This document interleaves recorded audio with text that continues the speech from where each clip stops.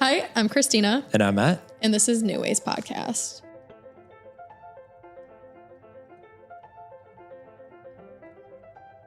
Today we are talking about anxiety. Anxiety. That gave me anxiety. Did it? No, I'm just kidding. That made me feel good. It makes me feel less anxious when I sing. But so yeah, anxiety. Let's get into it. Matt, what is anxiety? Anxiety, by Webster Dictionary's definition, is an apprehensive uneasiness or nervousness, usually over an impending or anticipated ill state of being. Anxious. Also known as anxious. So, Mm-hmm. An ill state of being, my existence. All right. Let's get into An ill state. Why do you say that? Oh, I'm kidding. Are you? It's funny. Supposedly. Mental health is not a joke, Matt. It is to me. It's just a constant state of clownery. Oh my. All right.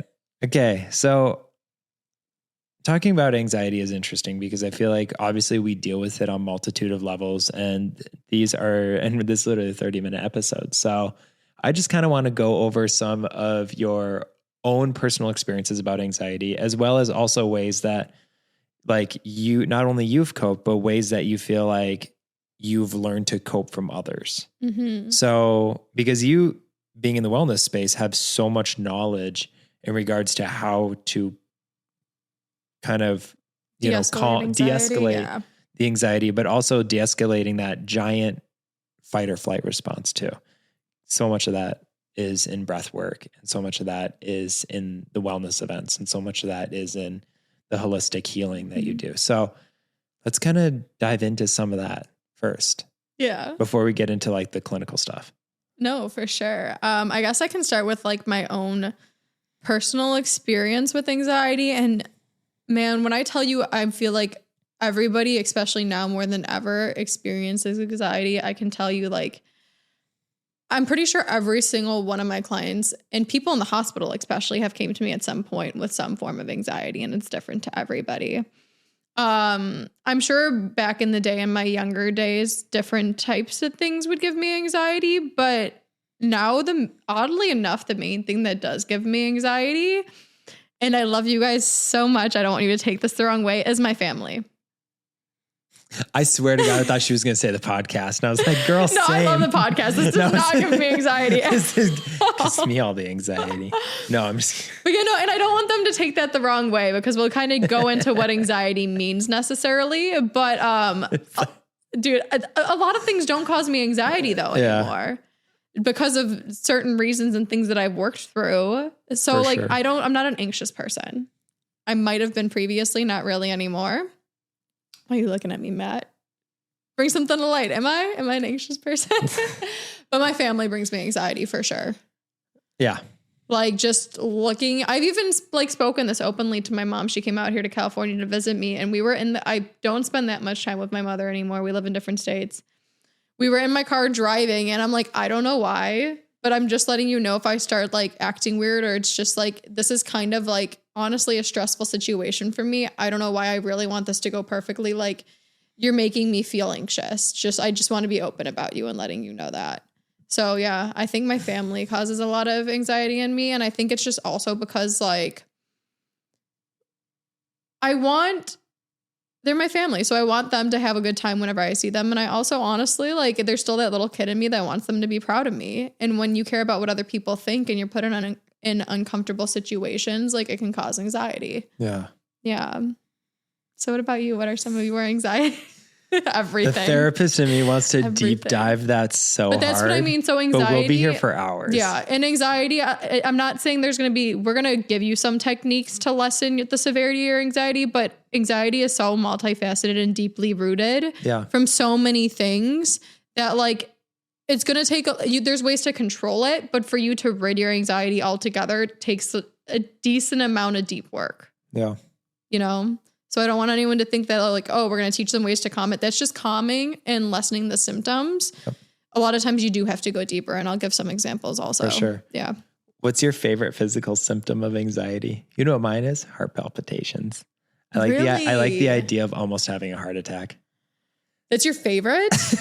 Like, have you ever like you're like, oh, this is it. This is the big one. I can feel it. I'm ready. You guys. And then you just realize you're having anxiety. But so what gives you anxiety though? What causes that in you? Coffee. No, I will say that anything that is at Starbucks.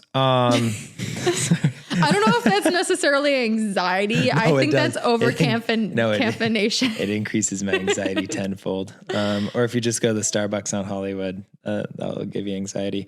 Anyways, just that place. But no, I think for me, one of the biggest things that gives me anxiety is not being organized. And it's interesting because I'm not someone that has to be like an OCD organizer, but I like to know how my day is going to go about. I talk about this in previous episodes, but consistency is very important and consistency is key. And I think sometimes when you have those erratic moments of not being consistent and when things aren't quite aligning or they're not going the way you want to, it can just sort of definitely create that downward spiral feeling of chest pain. It's going to be the big one of these days. So let me ask you this then. When things are unorganized, what other feelings do you have or things you anticipate? Dread, self-doubt, lack of motivation. Okay. Sweating, nausea, vomiting. I'm just releasing symptoms like Jenny. No, but that's the thing is like a lot of people might be like, where does anxiety stem from? And it stems from a lot of places. But one thing that I can always like kind of see in people when they're like, I'm like I have anxiety around this gives me anxiety, is a lot of times it's about honestly stress provokes anxiety, either being put in a stressful situation or anticipating a stressful situation or anticipating something happening that you feel like you do not have control over. Yeah. I feel like that is where a lot of anxiety, like the very basic, like soil level, not root, but soil level of anxiety kind of stems from is like lack of control and just a stressful situation. Yeah. You know what I mean? And there can be so many different things that promote anxiety. It could be, I know this is a familiar term coming into people's lives now. My sister uses it all the time, but the Sunday scaries. Have you heard of those? Sure have. Which is pretty much anxiety about the impending work week ahead of you, which is like a form of anticipatory anxiety. It's not even anxiety for something that's actually happening. It's like, oh, I know this work week might be rough. I know it's going to leave me stressed. Let me get anxiety about it. Yeah. You know, have you ever had this? Oh, absolutely. Absolutely. It's interesting. If you ever go to, I mean, this sounds like very whatever, but if you ever get the chance to go to an equinox, even for the day, it's like $30. Honestly, I recommend everyone. Really? Yeah, it's only like $35. I didn't think they did day passes. I think they do. I've paid for a day pass. So out here in LA? Yeah. Oh damn. Okay. I did it once. You guys, good to know. Continue. Maybe you can go with the guest. I don't know. Anyways. Equinox. Yeah, fine. Whatever. Just go show up. Anyways, but it's be like, hey. Get a free tour. Yeah, try it. You know, the thing is but they did something there that when I moved to LA that I thought was the coolest thing ever. And still to this day, I actually talk about it. And that is they do a Sunday, what they call like Sunday Scaries reset pretty much. And it's a yoga class dedicated to high stressed individuals to help them reset going into a Monday. And it's only on Sundays. It's crazy hard to get into the class. I had to book it like 3 weeks in advance. So that gave you anxiety too, right? I mean, yeah, a little bit. But once I went to the class, I was like, wow, this is cool. Like it was so amazing to have like a dedicated yoga class for high stressed individuals going into a work week on a Monday. It was just funny. I love that though. I mean, it was just I don't love the fact that we all need to we all are all so I don't love that stressed has about to work exist. that has to be a thing. I don't like that, but I do like how they're like acknowledging that it does exist and hey, what can we do to help? Yeah. For sure. I think that's great because most people would be like, suck it up. Yep. It's work. You're fine. You can make it. You can do it. I don't know. So yeah, I think that's one thing that can cause anxiety is anticipatory stress for sure, especially in like relation to the workplace. I see a lot of anxiety. Because I mean, it's one of the most important things in a lot of people's lives is how they make their money. Because I mean, money is a thing, obviously. Some people put a lot of importance on it, some not so much. I don't get anxiety about it because I just think everything's going to always work out. Hence the shirt. But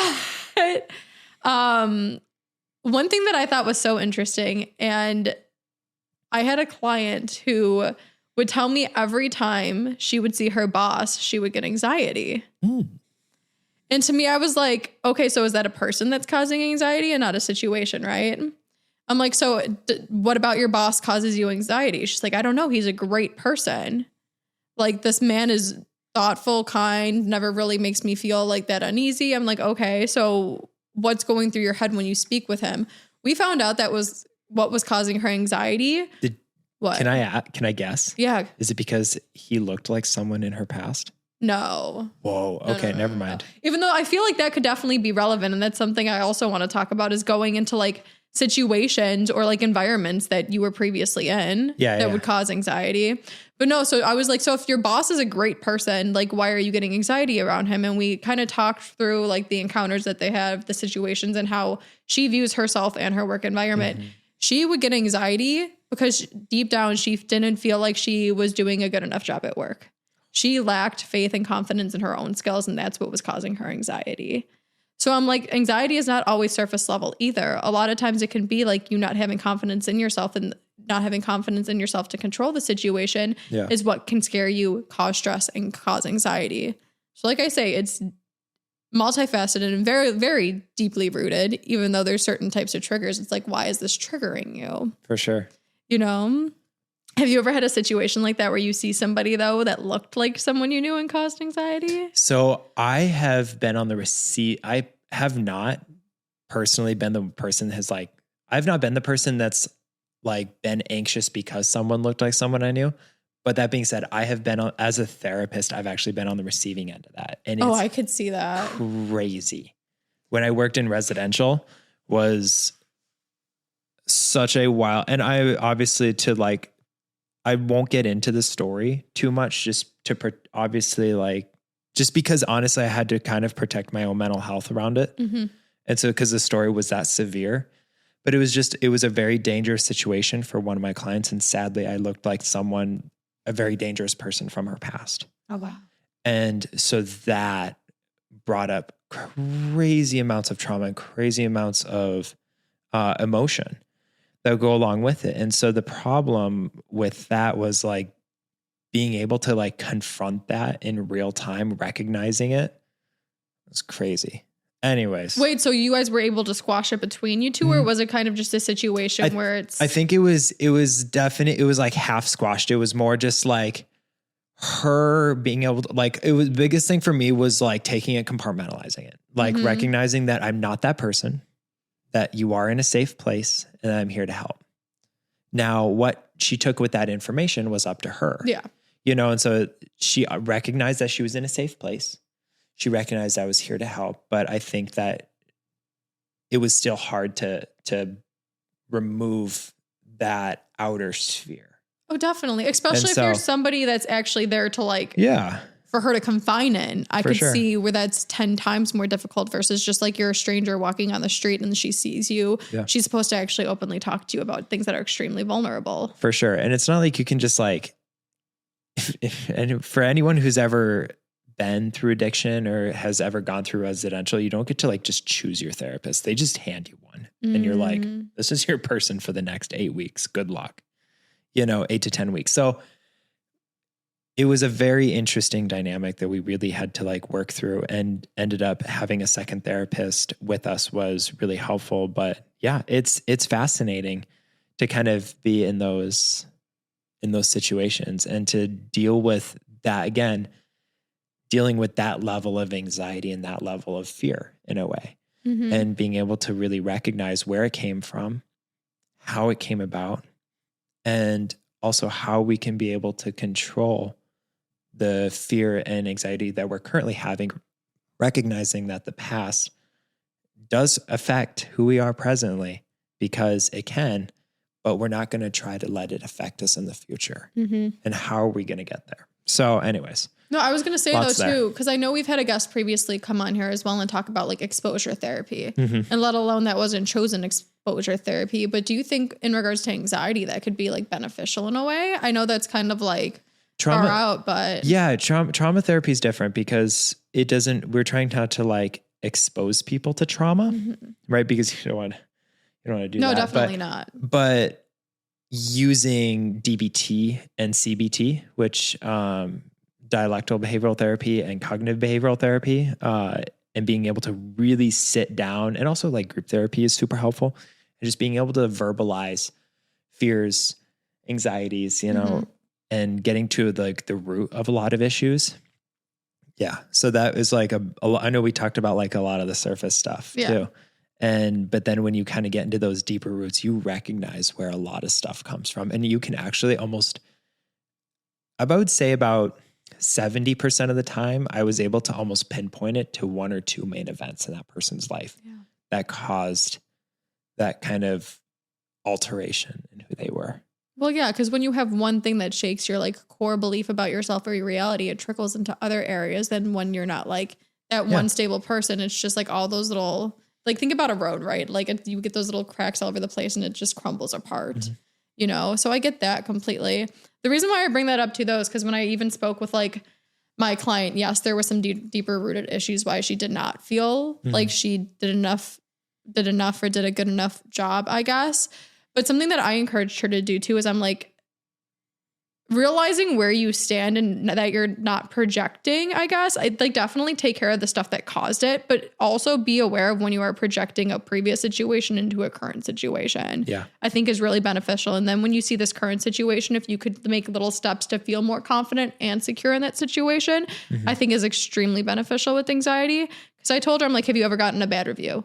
No. Have you spoken openly with your boss about performance and said you just want to make sure you're doing your best? No. And I'm like, do you think maybe just having those basic conversations would give you less anxiety then? Because at least it's not going to fix the core issue, but at least it's a little bit of reinsurance. And then that way, when you see him, though, you're not referring back to a previous experience. Yep. If that makes any sense. For sure. So yeah, I do believe that like anxieties are rooted far deeper in a lot of other things that are probably not addressed. But what are ways then that people can kind of at least cope with anxiety? I would say,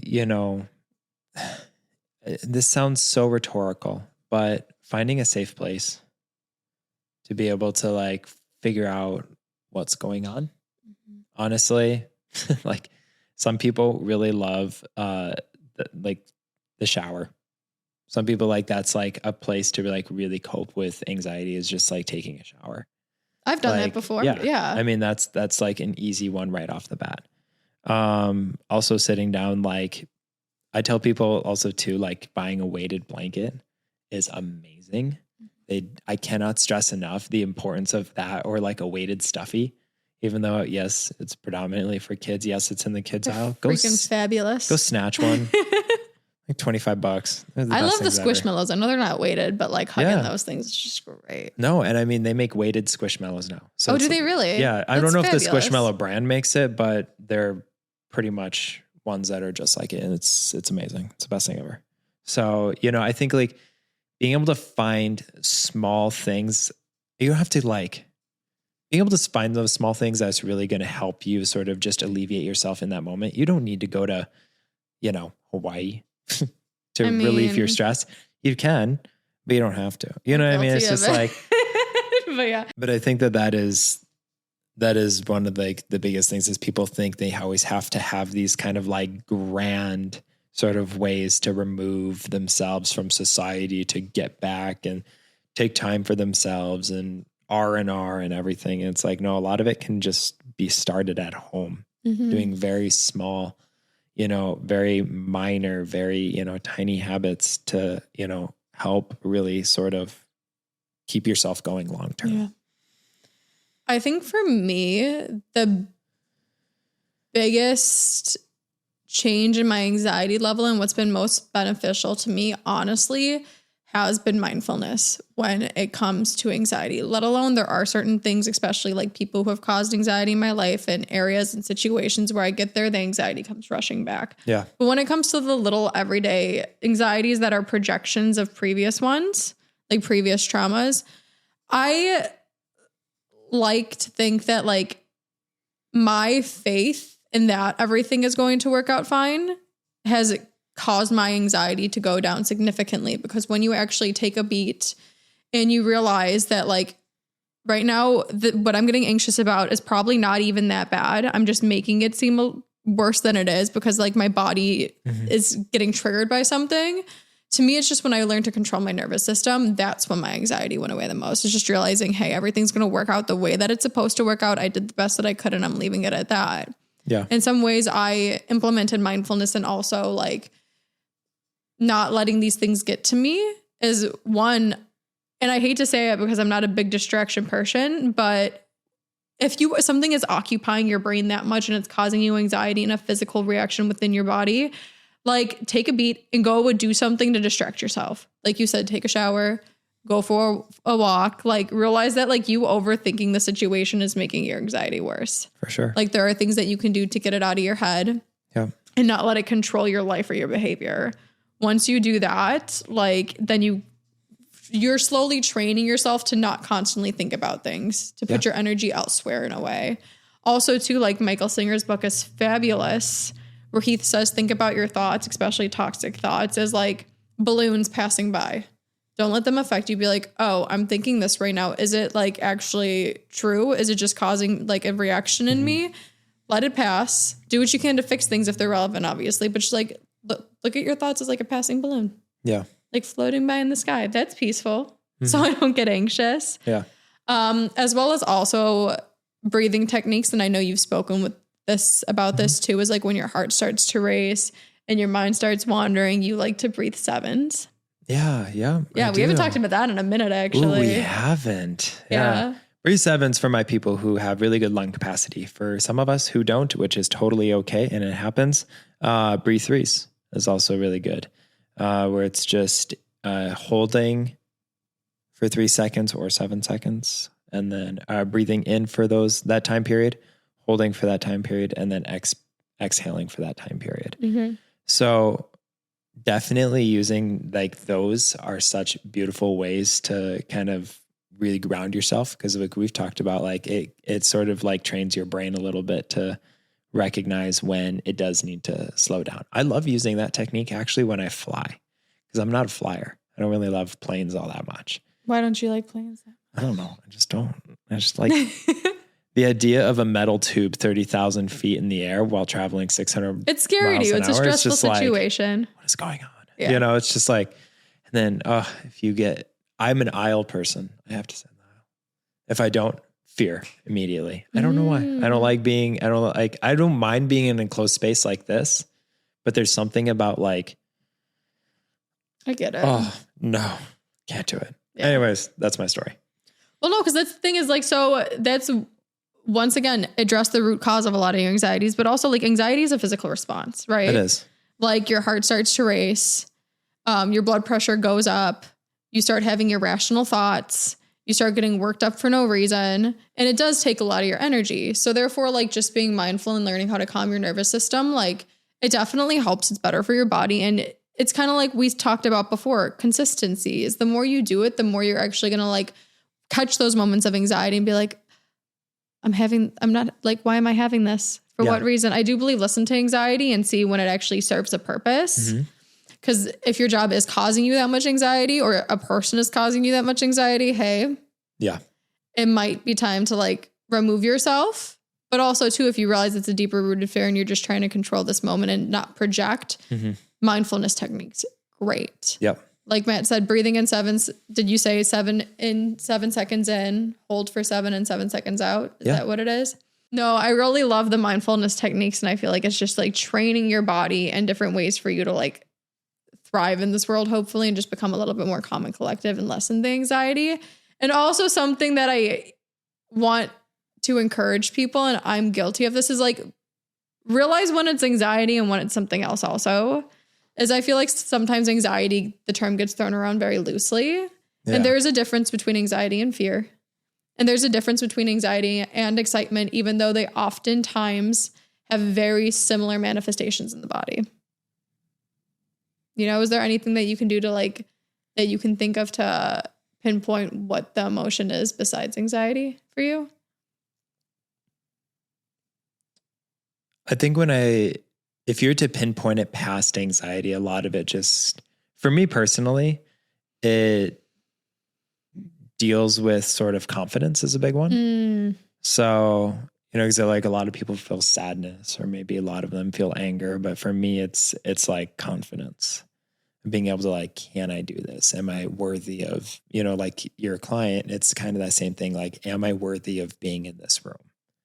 And I think even, I've been lucky enough to be in a position now where, I've been able to create my own success. But the thing is at the end of the day, I still come home and I feel anxious, and I'm like, oh my gosh, like I have to do this. I have to do this. Like I have to make sure this is right. And I have to make sure this client has this. And, it can definitely put a different spin on how you think about things, for sure. Definitely. I do think confidence is key in a lot of things in life, to be honest with you. Confidence pays out so many times in so many different aspects, but that is true though. I feel like you will lessen your anxiety the more sure you are of yourself, because you have less to worry about. You're like, I know my skills. I know I'm capable. And like, then you're not going to get freaked out and stressed out about the situation. Also too, I think what's beautiful that you said, I think that's beautiful you said it like that, because a true turning point for me, I realized, is like, I used to experience like anxiety around public speaking, oddly enough, or like anxiety about giving people advice, right? And then I realized it changed from anxiety actually into excitement. Like there was a few times where I'm like, should I really do this? I'm anxious. And I'm like, I'm actually excited. They can manifest in very similar ways, except a lot of times anxiety is a negative emotion and it's telling you not to do something, where excitement is like, you're excited to do it, go do it. So it's weird because they're very similar, but I changed my anxiety into excitement for the things that I do now. I finally saw like, I'm confident and able. And then that's when it turned to excitement, even though they were very similar. Nice. So I'm happy you mentioned that. Yeah. Yeah. Oh, I love that. Being able to turn, anxiety into excitement. It's a very interesting twist. So, So last final thought, what do you do for your anxiety? Cry. Into your squishmallow? Into my squishmallow. Into your squishmallow. No, like honestly, I know this. It's honestly just go on a walk. God, I love a walk. I like to walk my dog, and I love to, just really, I put on a good audiobook now because I'm an adult. Oh my God, this thing is insane, you guys. Matt's audiobooks are like full-blown plays. Yeah, they're good. Okay. Heads Will Roll with Kate McKinnon is insane. It's amazing. Please watch it. But I love being able to like really immerse myself in sort of a different world. So a lot of people do that with movies, and it's like, if you can find, even if you just like listen to the movie while you walk, it's just really fun to be able to like sort of take yourself out of your own reality for a little bit. And I always appreciate those moments. Yeah, I love that. Yeah. I think mine would probably be, and I know this is like, once again, easier said than done, and probably the simplest thing is like, every time I start to get stressed or feel anxious or I'm fearful, something always repeats in my mind. And I'm like, it's all going to be okay. Yeah. Like just knowing that thought, to me, I'm just fully convinced like everything's always going to work out exactly the way that it's supposed to. And every opportunity is a way for me to grow. And that's it. Like just knowing things will be okay, regardless if it doesn't feel like it or not. Like me just telling myself that is what all of a sudden I'm like, all right, I'm good. So just reassurance in myself and the world and situations. That's awesome. More power to you. I could not do that. Most people are like, you're insane. It's not always working out. But I don't know. My faith is a huge thing in my life, and mindfulness has brought that to me. And I don't know. Yeah. To me, I'm just like, everything's going to work out exactly how it's supposed to. Nice. And part of me also loves the fact that like I have complete control in everything and absolutely no control in anything. Yeah. So we're just going to go with that. That's cool.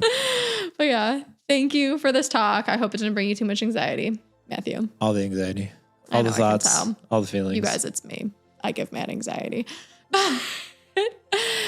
Thank you guys so much for listening. And until next time, I love you. Thank you so much, and keep shining your light.